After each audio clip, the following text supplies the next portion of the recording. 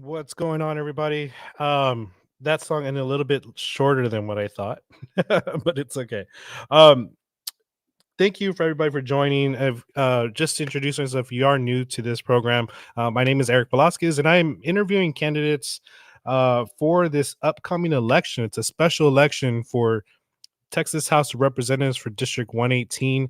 We'll kind of get into about what this special election is, why is it happening, um, where District 118 is at.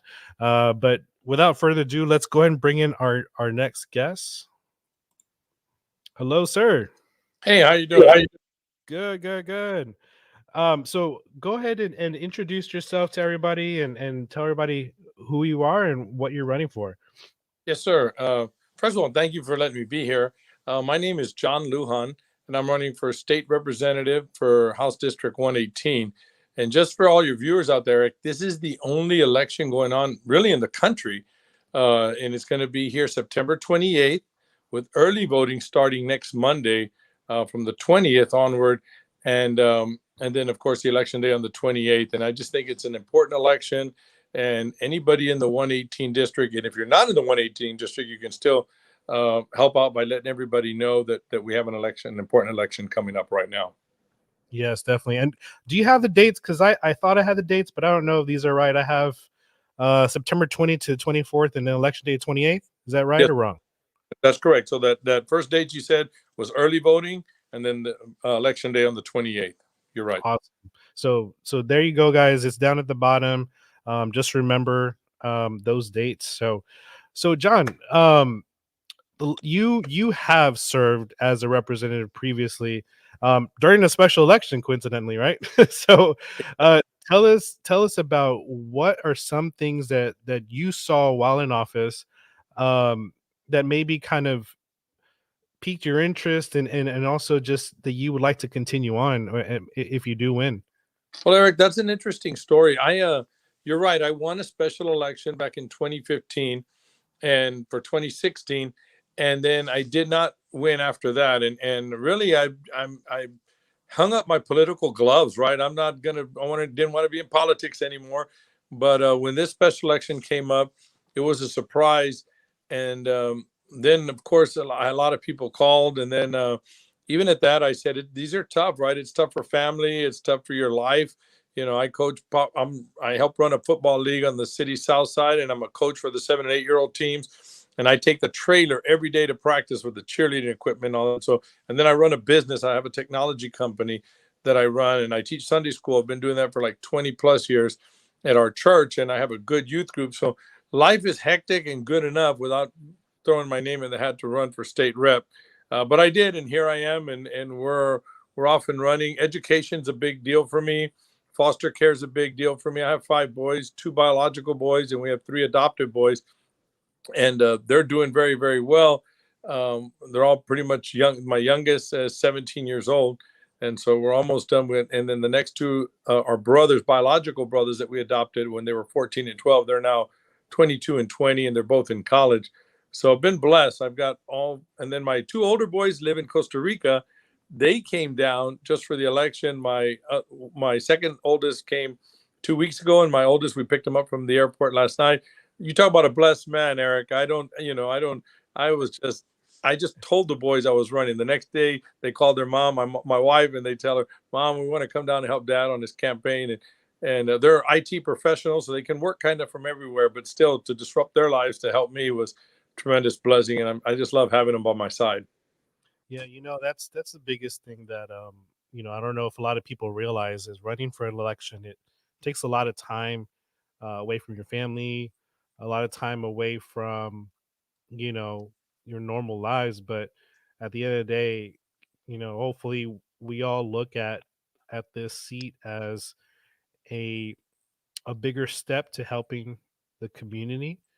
Um, and I think when people look at politicians, you don't really see them in a good light. So, what are some things that you feel that you can help break that stigma?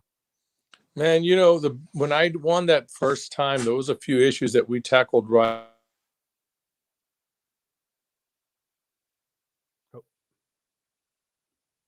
think we lost you a little bit. I'm sorry. Are you There we there? go. Okay. Yes. Yeah, no, I was saying the coolest thing about being a state rep is that you can call people to the table and they'll get there. So, like for the tire, last time here I am a freshman and we had like a 30, 40-year tire dump in the city's south side. In fact, I had responded to a fire there and I realized it was a million tires there. And that's a long story in itself, but everybody you just left it there. Second largest tire dump in the state of Texas on the south side, and nobody batted an eye. And we have elected officials for years and years. No, here I am a freshman. I didn't have the answer, Eric, but you're right. You just bring people to the table. How do we get rid of? Even the news would say, John, what is your end goal? What are you trying to prove? I said, I want to get rid of the tires. Well, I know they've been there forever, but what are you trying? What kind of point are you trying to make? So my point is get rid of the tires. I mean, how can we not do that? Anyway, long story. We ended up getting rid of the tires, but why as a freshman I had to do that? And so I think we're hungry for good people, not using these as stepping stones to just get to higher office. I'm blessed with a family and job, and God has blessed me with some skills that, man, I really want to use them. 18 is a very diverse district, all the way up to Randolph. If you, man, I would love one day, when I get elected, Eric, to come in and just talk about the mission of Randolph for our community, what it means not only to our nation but to our economy here. It's big, and it's bigger than what really people realize. So all those things, bringing them up to light, I think I've been blessed to do that. Not have all the answers, but at least make things happen. You Right. just showed a map of the district, so it runs all the way from Somerset across. If you're looking at the screen to the left, Somerset, all of South Bear County goes in that McCullum Harlandale area, East Bear County, and then up into through Universal City into Selma. So it's a real diverse district with a lot of needs that they have in and of themselves. And that was probably the biggest thing for me. I'm weaker up on the north side because I'm a south sider, right? Been here all my life. But when I got elected that first time, I spent a lot of time looking at some of their school districts and things they were doing right, trying to share that down on the south side, how we can improve best practices. Nobody's doing that, and we need a leader that's gonna do those type of things. Right. And right off the bat, you do have a lot of people in the political field, and this is what, and I don't, correct me if you've heard different, but a lot of people are saying don't focus on the south side because they don't vote, and they don't come out, they don't, so just don't focus on that, focus on the north side or whatever it is, depending on the district. But you know it's not good practice. It's not a way to handle things, to not focus on individuals because they don't vote. um have you ever heard that? And if so, like, what do you think people should stay away from as far as like that type of mentality? But, Eric, you hit it right on the head. A lot of people think, we're kind of the forgotten side. Nobody cares about us any. There's a lot of voter apathy out there. You hit it right on the head. However, like these, where I'm really seeing it now, and this is what's really impressing me. Two things. The first thing that really bothers me is I'll get a bunch of phone calls because I put my name on my flyer that I sent out to all the seniors so they can vote. I'm reminding them to vote, who I am, what I'm about, and I put my personal cell number. And so I'm getting people call me. The first thing they ask, are you Democrat or are you Republican? My answer to that right away, because I think that's, if I guess it right, and if I say the right thing to them, oh, I'm Republican, great, I'm supporting you. Well, I don't want you to support me just because I'm a Republican. I want you to support me for who I stand for, who I am. That I've been married 37 years. I have 5 boys. I have a successful business. This is what I want to bring to our side of town. Job growth is real important. Eric, I'm a firm believer that we can break cycles of poverty by teaching technology. I've done that here in my business. I have programs from people laugh at me here at my office. My office off of days of all on I-10. And every time we have an opening for the help desk on some of these places I work at, they said, oh, John's going to go save a kid from the south side. I said, well, yeah, you want to break it into your house, or you want to learning a skill and a trade and be a productive member of society? We have so many families that were changed that no longer work for me, but they've gone bigger and better things in the technology field. I'm a firm believer we break cycles of poverty by teaching technology. And those are the kind of things that I want to bring. But that voter apathy is there. But until we start saying, man, here's another thing. I'm on the Republican side right now, like it or not. We have a Republican a legislature. I'm going to get things done. They want me to be successful. And I'm going to say, you want me to be successful? Don't play lip service. We need to take care of this on the side. We need to bring more job growth and opportunity on the south side. We need to make sure that we protect Randolph Air Force Base and the flyovers and the things. We need to keep that mission alive and well here. A lot of things that I'll be able to do because I'm on the Republican side. And I'm not saying vote for me because I'm a Republican. Vote for me for who I am. Same thing when they tell me, oh, you're Republican, I can't vote for you. We're all Democrats. Well, my family used to be Democrats, and but I I if I uh, may interject, yeah. okay, you said about creating job growth, right? And usually the Republican side is about trying to, create job growth. But at what cost though? Are we going to see people from the South side get pushed out of their homes like they are now? I mean, that's a big thing that's going on right now. We're having some job growth, but these people are getting punished by property taxes, like super high property taxes, and it's at the expense of them getting these job growth. So what are you going to do to help push that back? Well, you said an interesting thing. So our tax rates are high. I live on the south side. Man, mine are just astronomical. It's ridiculous. In fact, I have to fight them and challenge them every step of the way. We have a big, like a $93 billion budget surplus at the Texas government right now. Now, I know we can't use all of that because a lot of that is for rainy day, for natural disasters, and things like that. But a lot of that could be used for property tax relief. But here's what I'm afraid of. Even if we give the relief, then it goes back up to those old numbers and they build off of the old numbers. So the taxes go up, up, and up, and people get priced totally out of their homes. But man, I don't know. I know everybody talks about property tax. I have yet to see a coalition of leadership get together and say, okay, we're Bear County, let's tackle this. Nobody's coming. I have seen no roundtable that does that. I think that's what I do. So for you to ask, if you're to ask me what is the solution for property taxes, I don't know what they are, but you know what? I will get the right people to the table. I'll have the county, I'll have the clerk, I'll have the other state representatives. We will have a roundtable. We will do some to-dos, and we're going to come up with a solution. You hit it just right. I have neighbors and family members that are being priced out of their homes. They struggle every year. You never own your home. You're just struggling to pay. So I don't believe you ever truly own your home because you're constantly paying on it and you constantly have that threat of it being taken away. Well, and the thing, and I'll tell you this is, and everybody watching, I held a property tax session like this, right? I had a chief appraiser Amisqueta, and I can't remember the assistant chief appraiser on the show, and we had a Q&A session and had people ask questions about, learning about how to fight their property taxes. And even then they were also saying, look, this is, you need to fight your property taxes. So it's that knowledge and the education of telling people, look, you need to go, and you have this option available. Not that you need to, because then you start putting a lot of people off when you start telling them what to do, right? So Right. you advise them, look, this is what you can do to help your situation, is fight the property taxes. This is what you do, this is what you don't do. And they said that that engagement that we did was the highest engagement they've ever had.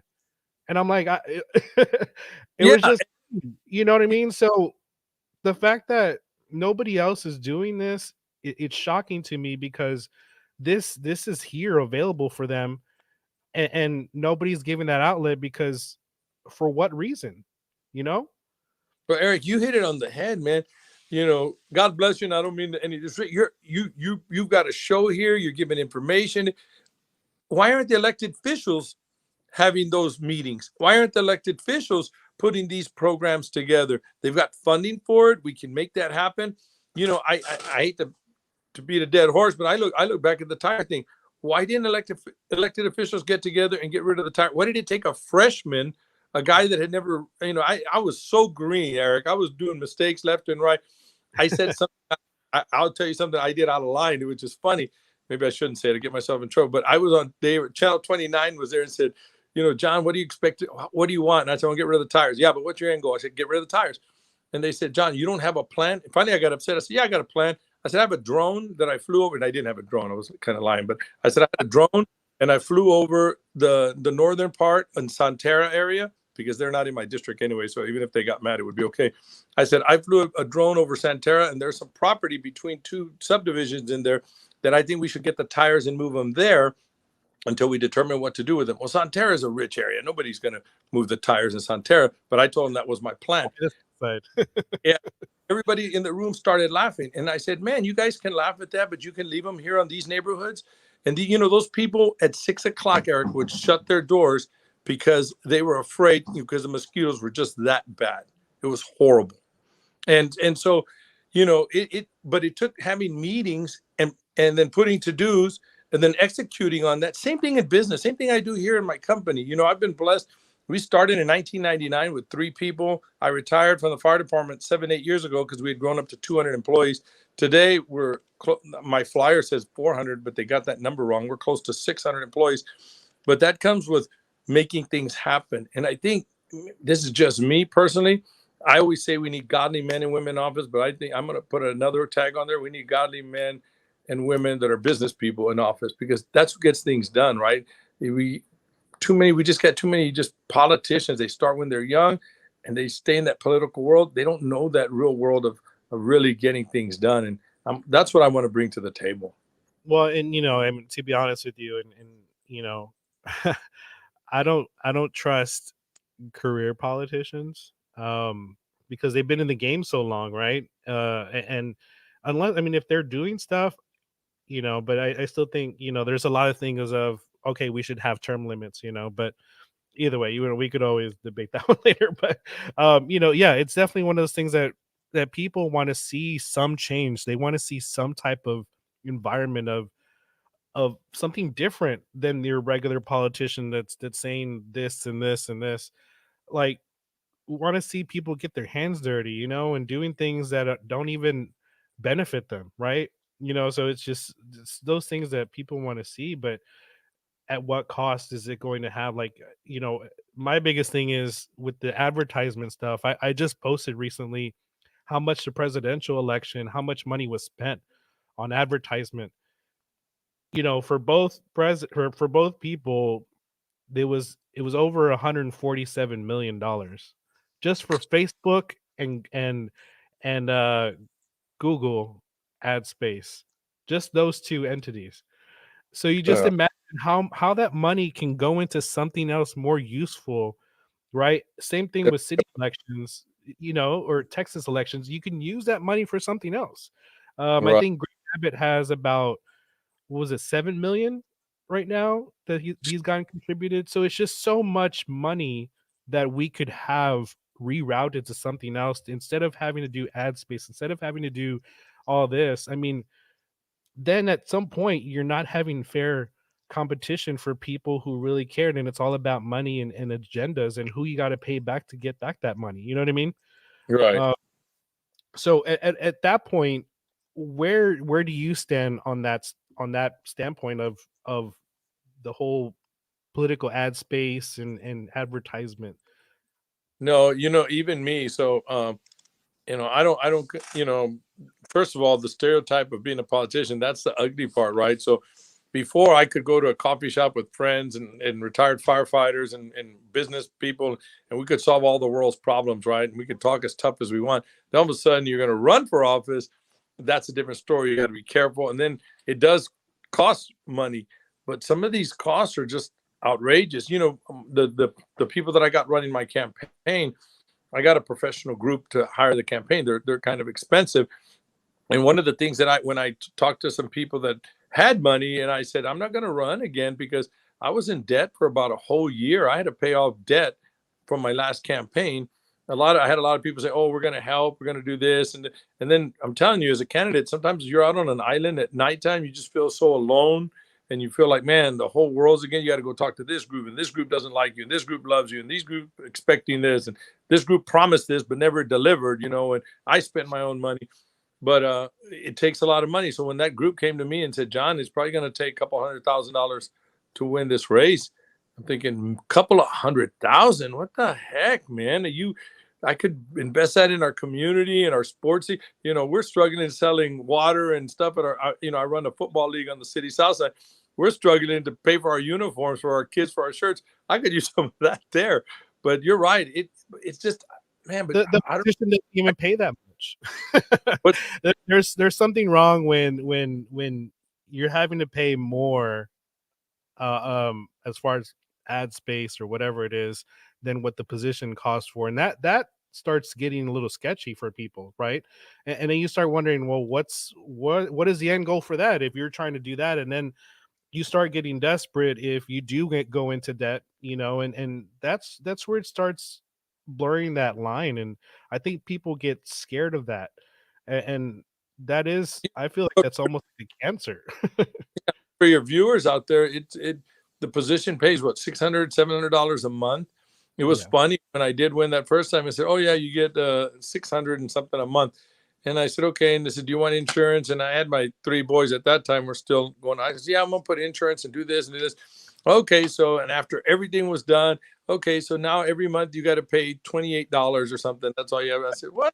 Okay, and man, here I am in debt to do that, right? So I didn't win that reelection, and that's why I said it's just not worth it for a state rep. But you're right. But then when they get in here, you know who what this is. It's a big, and this is what we got to stop. I'll tell you, Eric. This is the problem. Democrat, Republican. If there's a policy and the Democrats brought it to the table, Republicans are going to go against it. If Republicans bring it to the table, Democrats are going to go against it. Man, there's no more. It's so divisive, even at the state level. Man, federal level is out of control divisive. Man, you can't. Nobody can go across aisle.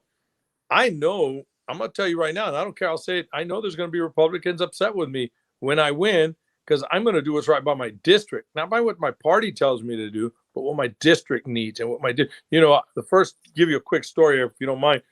I got elected and I had like 12 guys come into my office and they said, they were all chief of staffs for Republicans. "Hey, we want you to sign these 6 papers that we're going to all agree on this." I said, "Yeah, I'll sign. I'm a team player."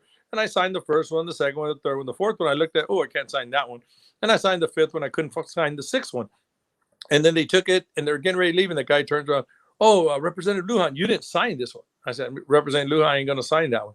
"Oh, but we need everybody for 100%. And I said, "Well, I'm told." And that one had to do with union dues.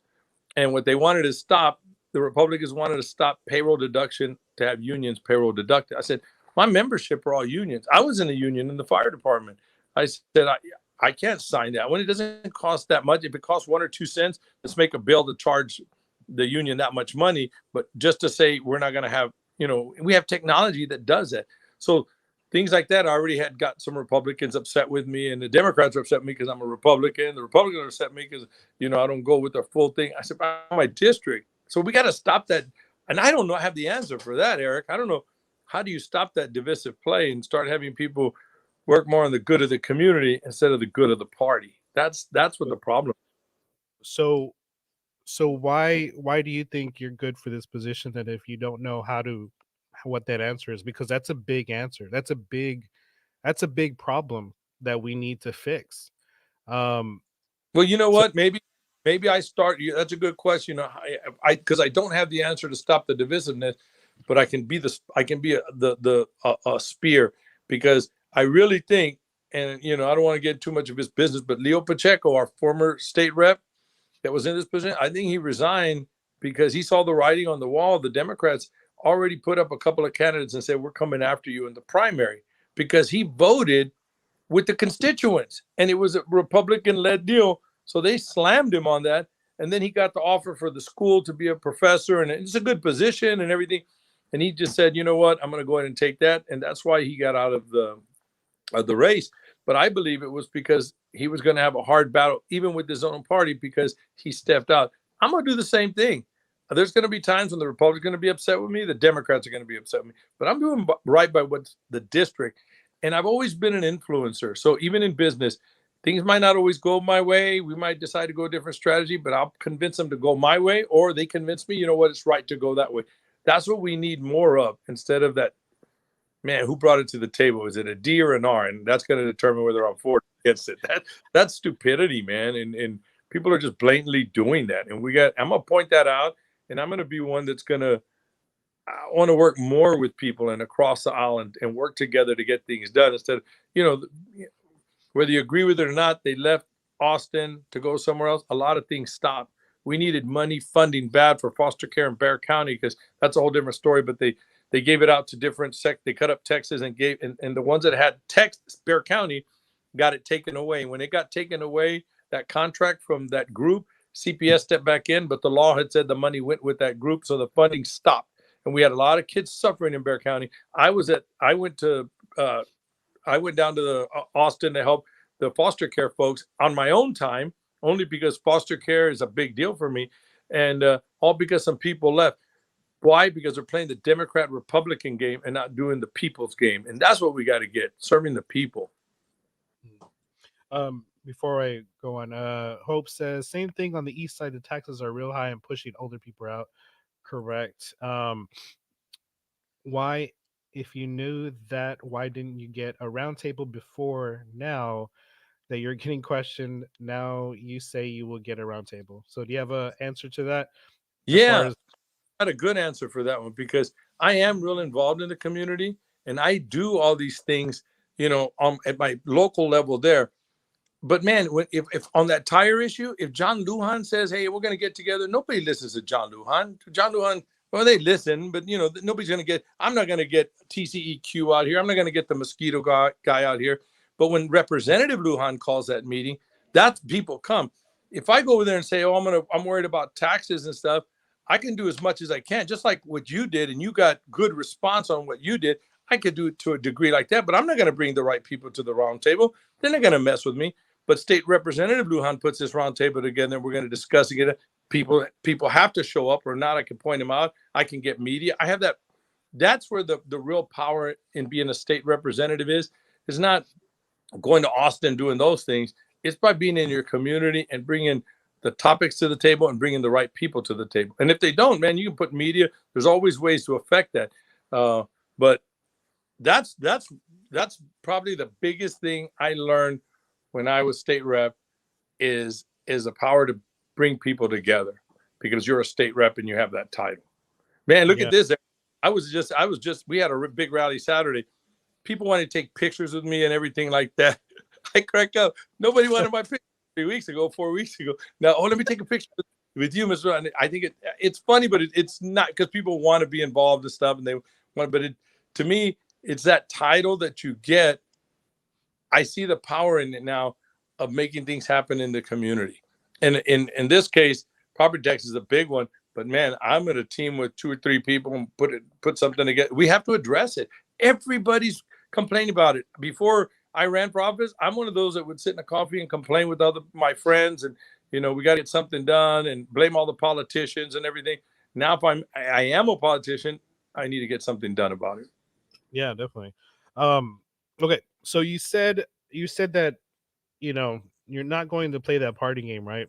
But you did didn't the speaker reach out to you to say he wanted you to run?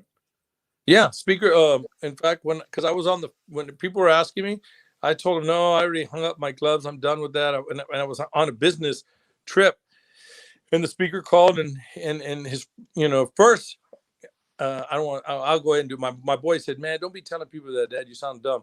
But I didn't know who the speaker was at the time, right? Because I wasn't involved in the politics. So when the guy called me, I'm a retired firefighter, so I think people are always joking, right? I'm a jokester, so I always mess with other people. So when he goes, "Hey, John, this is a speaker," and I'm thinking, "Yeah, right, speaker." And I said, "Okay, yeah, speaker, okay, true." And he goes, "Speaker Phelan with the Texas House of Representatives." And then I thought, "Oh man, this guy's serious, right?" So then I pulled away. I said, "Yes, speaker, what can I do for you?" And he says, "John, I heard that a lot of people are encouraging you to run, and I want to know. I'm going to tell you right now." We need you in office. And then he touched me because he said, "John, I don't know you personally, but I have good friends that know you. And they say you're a man of integrity. You're a family man. You're a church going man." He goes, "We need people like you in office to make change." I said, "Speaker, thank you." And he goes, "What is stopping you?" I said, "A couple of things. Number one, my business took a hit last time I ran because I spent a lot of time doing this and that." And I said, then financially, my family took a hit. I said, "And it's tough, man." I said, I work hard for everything I've done. I'm a retired firefighter, and then the business going, and it's not easy. It's a lot of hustle, a lot of work." And I said, and then people say they're going to back me, and they do, but a lot of times they don't come through with things that they promise. And he said, "No, I hear you." He goes, "But I'm going to tell you right now, you need to run." He goes, "We need good people. We need leaders in office." And he says, "And John, I want to just encourage you to run. We really, really need you." And man, those words that he said, and then I don't know if he called other people, but man, then people started calling me saying, "Hey, John, we believe in you and we want to help. We're sending a donation." I hadn't had anything set up at that point, and then I could not have, I won't run if my wife's not with me, and she's totally against it.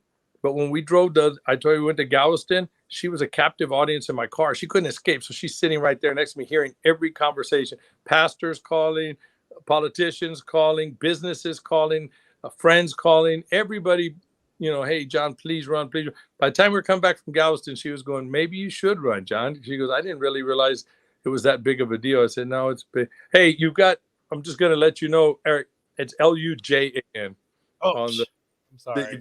that's, I ain't going to see nothing. I don't know. Lujan. I just saw voteluhan.com. I said, almost right. There you It's my go. That's funny. yeah, well, and okay, so how can you bring confidence to the voters that you're not going to be playing the party game? Because if you're already having the speaker call you, that could be to where you're going to start, you know, owing favors to people. So what can you give to people confidence to say, look, regardless of that, this is I'm still going to keep that focus, or are you gonna are your hands going to be tied on certain things? Well, to make a difference, I couldn't run as an independent. I feel bad in today's society. Independence, just you're not going to win. You got to be Democrat, you got to be Republican, and you need that to win. And I'm not Can't naive. you can't because the specific reasons, and we can get into that later. But there are specific reasons that the Democrats and Republicans have both made it hard for other parties Yeah, to run, unfortunately, because they have to have certain things, and it's just. But yeah, but yeah. go ahead. And so I'm running on the Republican side, and what I want to do is just, I've been blessed. You cannot run for this office if you're, I don't, I know we have a young guy running, man. I met him, and all the respect for him, but you have to be working because they don't pay you. Number one, they don't pay you any money. I'm blessed because I have an office. I have people that work for me. I took off of work these couple of weeks just to run this last minute, this last leg of the race. And so I can do that. But that makes it very, very difficult. And I am on the Republican side. So yes, there's going to be the ones that I'm really encouraging are the Hispanic Republicans that are further south. They've been calling me, "Hey, I'm going to run this," and I encourage it. But what I'm more about is conservative values. I think we need to go back to the family unit's got to be strong. I mean, we're losing a lot of our young people, man. My heart breaks on some of the issues that are going on and suffering with drugs and crime, things like that, and especially on my South Side community. I work with a lot of those kids. We have a home out in our area, in our district, that houses like 70 young men from all across Texas who are the worst of the worst. Man, I go there Thursdays. We were having Bible studies there before COVID. We're just going to start getting those going again. My heart breaks with every single story that I'm hearing. So I want people to look, when you say, how can they trust me? And just look at my record. I'm none of us are saints. But I've been married 37 years. I have 5 boys. Our 2 biological boys are my older boys, and then I have 3 adopted boys. I got a successful business that I ran. I was a firefighter for 25 years, and I've always worked on the rigs where I was cutting people out of cars, either saving them or dead bodies or whatever. Fighting fire, first responder. I was a police officer for 6.5 years with the sheriff's office, 3 years in the jail, 3.5 years as a warrant officer serving warrants. I've seen the best and the worst in our community, and I believe that God has given me a lot of knowledge. What I pray for now is wisdom to use that knowledge properly. It's one thing to have knowledge, but you got to have that wisdom on how to use that. So, you know, um, I was a short stint. I did the tire thing right away. I was really looking forward to getting in on other stuff. I did not get reelected. and I was okay with that. And I don't point fingers, I don't blame, I don't badmouth any of my opponents. I have a great team, and they say, hey, you know what? We got some dirt on this opponent. We got this. I don't play that game, Eric. And you're talking about changing. People play that game. I don't play that game. I'm just, in fact, I was cracking up. I had a weed eat around one of my signs. I said, man, I know one of my opponents is throwing Miracle Grow out here and trying to put these weeds above my sign. Everybody laughs because everybody cries about, oh, I didn't win. So and so's cheating and this. I just, Yeah. I don't want to get in there. I want to rise above that. And I think people that know me personally know that I really guard my character and my walk with God. Because I know that's what people are going to see, and I tell my boys that, I tell my wife, that's the way my family operates. And so I just hope people get to know me and see that, and when they see that, they're going to realize that, man, John doesn't have any personal motive for running. He's really running to make a difference in our community, and I truly am. I really hate the whole throwing dirt on people and just playing that game. I actually last year when I ran, one of my opponent's signs, Adam Salyard, the one who he's also running on the Republican ticket. I also saw his sign on the floor when I was putting mine up. I picked it up and I restaked it. Um, That's where it I comes. didn't have to. I didn't have to, but you know, it- it's about I wasn't gonna restake. There were more. I'm not gonna go and but there was Yeah, one right next to the one I was gonna do, and I did it because at the end of the day, nobody saw it. Nobody, not like, oh, somebody was recording it. Nobody saw that, but it's that integrity thing. I learned it in the Air Force. It's having integrity. You do the right thing when nobody's watching. Um, exactly. and people have forgotten that. And unfortunately, the political game and the field and everything, there's a lot of people that you can't trust. I've asked somebody the other day, is who can you trust in this one? They're like, nobody. And it's sad. And it shouldn't be like that. And we might have met some great people or supposed to be great people, and we don't know if we can trust them. That's the sad thing. And so hopefully, just like how you're saying, is rising above the hate and the throwing shade on people. Is it Hopefully that'll just be the norm, instead of playing that dirty game, the dirty politics. Well, just like you said, you picked up that sign. It takes that consistency over time, and that's a great story to share. But consistency over time of doing the right thing will begin to change that behavior. Because, man, I don't even like it when they say, "Well, I'm voting for you because you're Republican." I'm thinking, man, you're cutting me short. You're not voting me for who I am. And then, or on the reverse side, I'm not voting for you because you're Republican. I'm a Democrat. I'm thinking, man, you're not being fair to yourself, your community, your children, all of that. At least get to know me and then say, okay, I don't vote for you because I met candidates and this one seems better to me. Then I'm good with that. I'm okay with that. But just Yeah. to shut me because I'm a Republican, or just to vote for me because I'm a Republican, that ain't right, man. That's what we got to really stop. And I preach that all the time. And I was blocking one time, and somebody asked me that. She goes, well, are you a Republican, Democrat? I'm like, does it matter? Yeah, And she's like, well, yes. I'm like, okay, well, let me tell you what my beliefs are and what my goal is, and then I'll tell you what I am, right? And she was like, I was like, I believe this. She was like, okay, okay. And and it turns out I was neither, right? And yeah. so she was like, oh wow, okay. So it's just And that now different reality. you, yeah, now she's got her opinion. I can vote for him because we share the same values, we share the same Right. goals, or I like his vision. That's different than the D. Man, so quick. Do you have a D or an R? And then I'll vote for you, yes or no, that way. That's tough. Yeah. Yeah. Just one more question. What are some things that you think can be done legislative wise for property tax? I know we're going to get back to that because really the only people that can change this is the legislature. Um, what are some things that you think can happen for the property tax? Because it is out of control. It's getting worse and worse every single year. Um, the only people who can change that is legislature. What do you see envision The that? thing that I can see, and I'm going to be a little naive on it because I don't have all the answers, but one of the things that I do know is I would love to do something with that surplus that we have, a portion of it. But here's my fear. I want to do something for like almost instant relief, just to lower everything. But then how do we maintain that? That's where I'm thinking I'm going to need to meet with people. How do we maintain this? Let's use that fund, whether it's over 4 years, 5 years, to work it down and keep it down, because we got to find another funding source other than property taxes.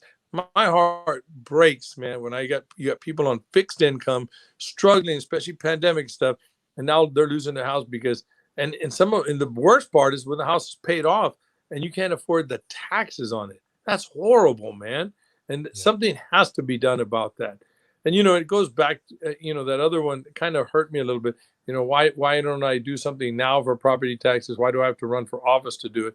You know, sadly, and I'm thinking about, man, something should be done on property taxes. Why don't we get a citizens group? I just never did it. I just didn't. I'm doing business and church and this, and I'm busy. And but man, as state representative, that's all I hear, Eric. People are suffering for that.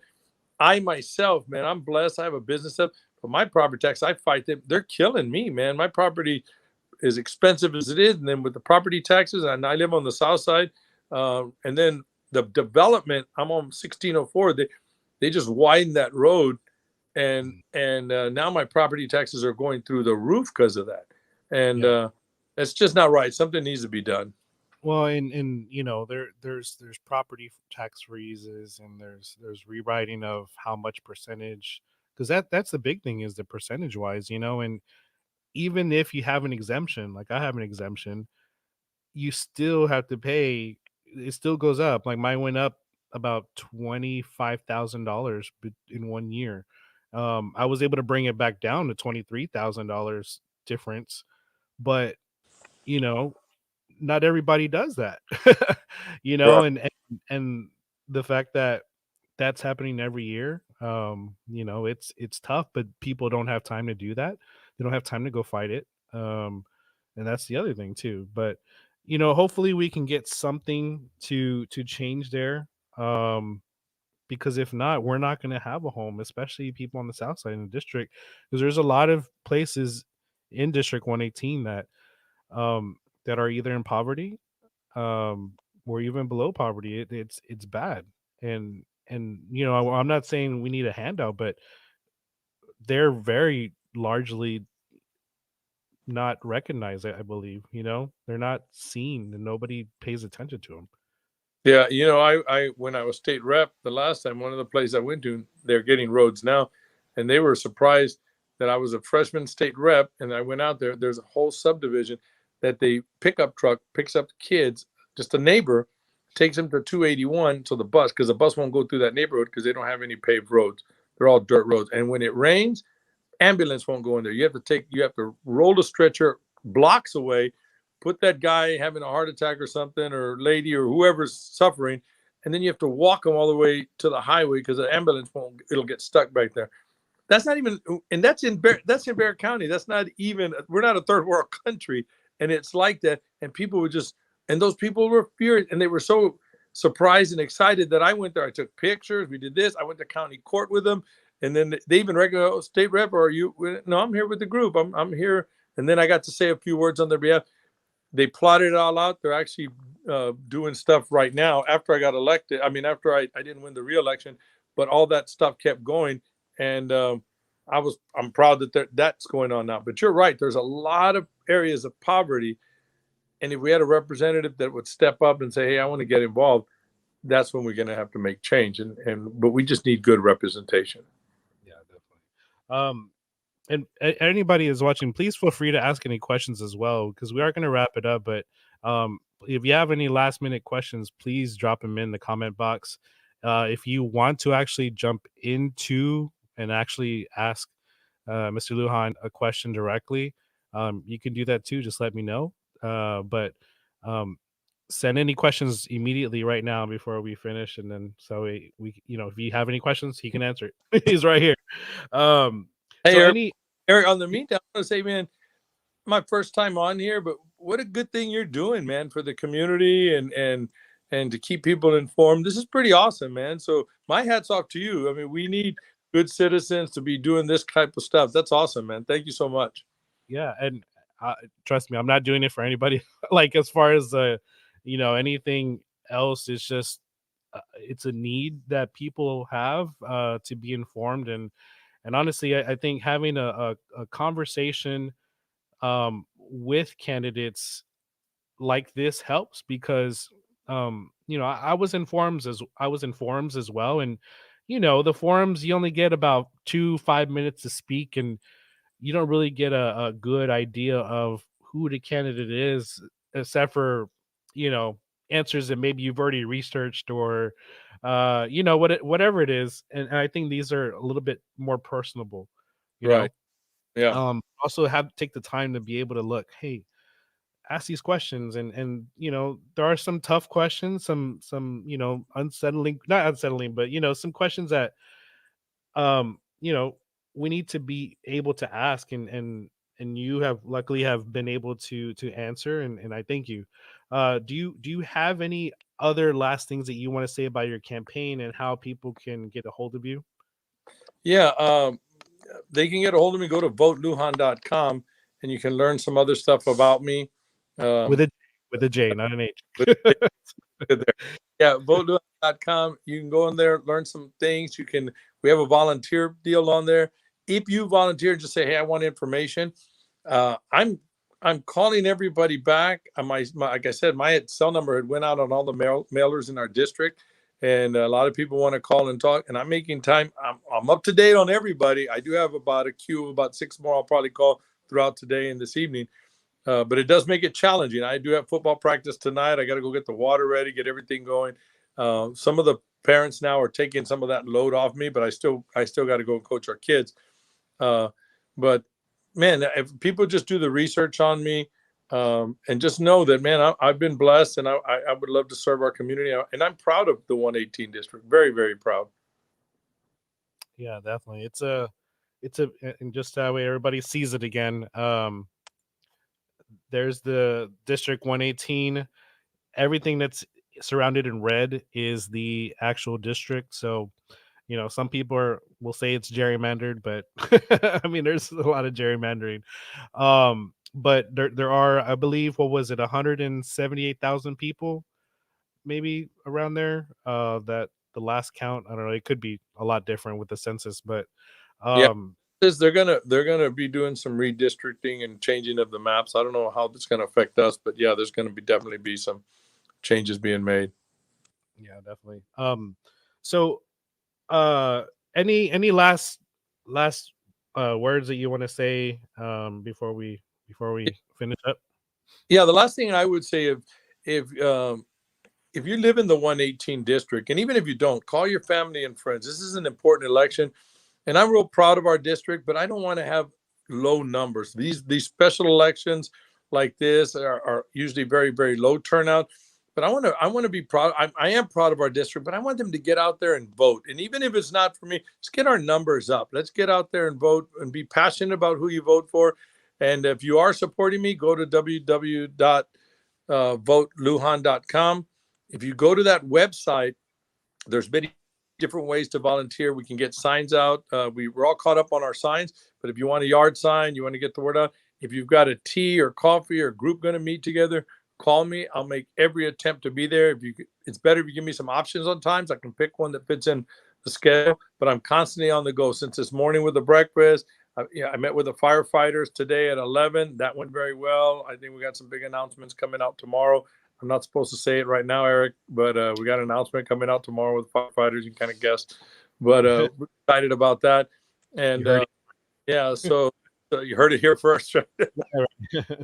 They told me don't say nothing till tomorrow. So okay, so I haven't said anything. I just said we got a big announcement. But just get involved, and the more people we get involved, the better we can make our community. Definitely, and stop paying attention to those titles. Democrat, Republican, or whatever it is. Just start doing your research on these people, and vote for whoever aligns with best with who you know you're along, because this party politics will definitely get worse and worse if we continue down this path, right? You're right, Eric. Thank you, man. You and I are 100% lockstep on that one. We need to do that. Yeah, for sure. All right. Well, thank you for joining. And thank you for just doing what you're doing and running, because it takes a lot. Thank you everybody for joining. We do have another interview here at 1:45, so just stay tuned for that. But thank you, John. Appreciate it. And you guys have an awesome night. All right. Thank you, man. Thanks, Eric. Appreciate it. Thank you, everybody. Bye bye.